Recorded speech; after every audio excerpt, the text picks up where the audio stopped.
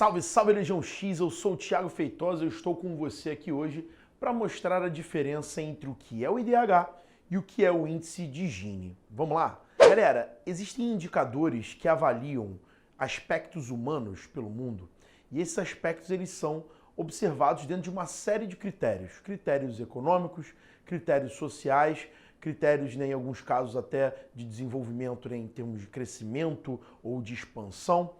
E o IDH e o índice Gini eles apresentam particularidades no sentido de tentarem avaliar as condições de vida da população, né? Agora, como que foi criado esse indicador conhecido como IDH, né? O IDH, que na verdade é o Índice de Desenvolvimento Humano, é uma unidade de medida que ela é aferida para tentar avaliar as condições de vida da população baseadas em 3 critérios: educação, saúde e renda, né? Esse critério, na verdade, esse indicador, melhor dizendo, ele vai ser desenvolvido a partir da década de 90 pelo Programa das Nações Unidas para o Desenvolvimento, conhecido como o PNUD, né? E o que é exatamente esse IDH? O IDH, pessoal, ele representa uma medida que ele é avaliado entre 0 e 1. Quanto mais próximo de 0, piores são as condições de saúde, educação e renda da população. E quanto mais próximo de 1, melhores, mais perfeitas, mais ideais seriam essas condições.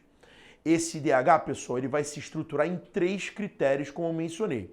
O primeiro critério, que é o critério educação, ele vai avaliar a escolaridade média, ou seja, o tempo médio que um indivíduo passa na escola ao longo da sua vida, não só na escola básica, né, mas também no ensino superior, na pós-graduação, ou seja, vamos contabilizar toda a evolução dos indivíduos na sua fase educacional e isso vai criar o critério educação que compõe o IDH.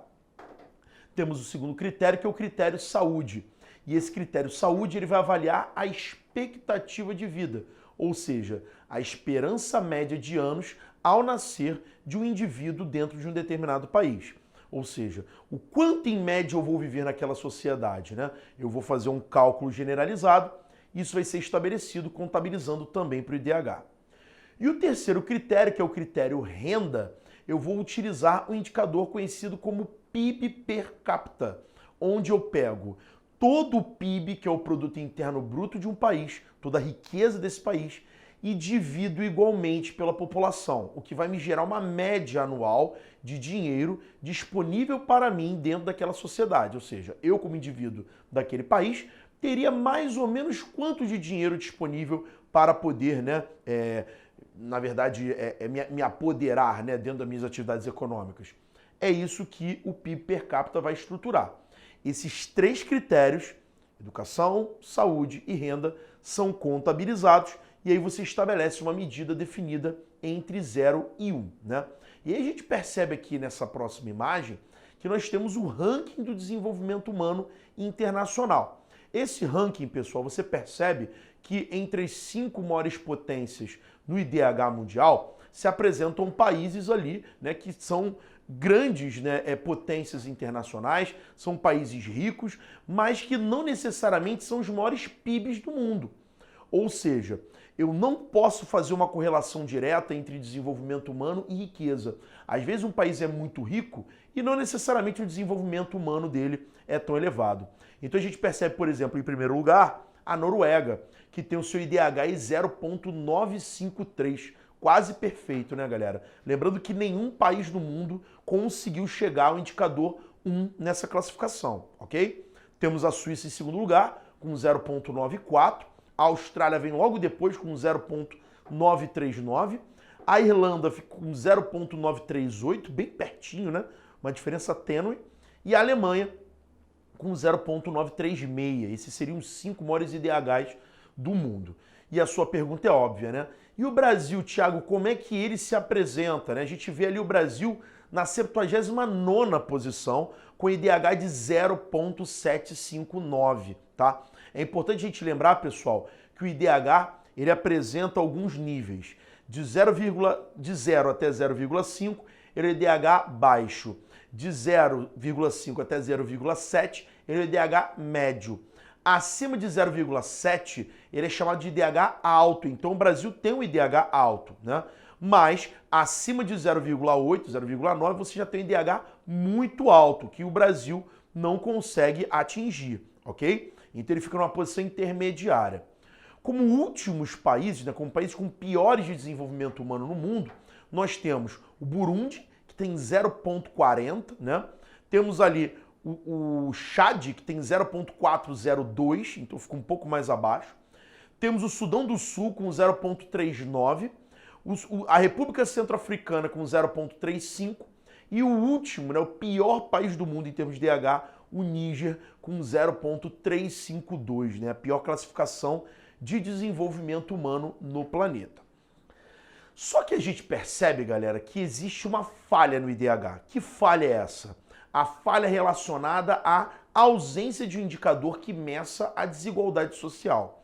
E é por isso que, no início do século XX, o pesquisador italiano Corrado Gini, ele vai escrever um artigo chamado Variabilità e Mutabilità, onde ali ele vai estudar uma forma de avaliar o grau de concentração de renda dentro das sociedades, né?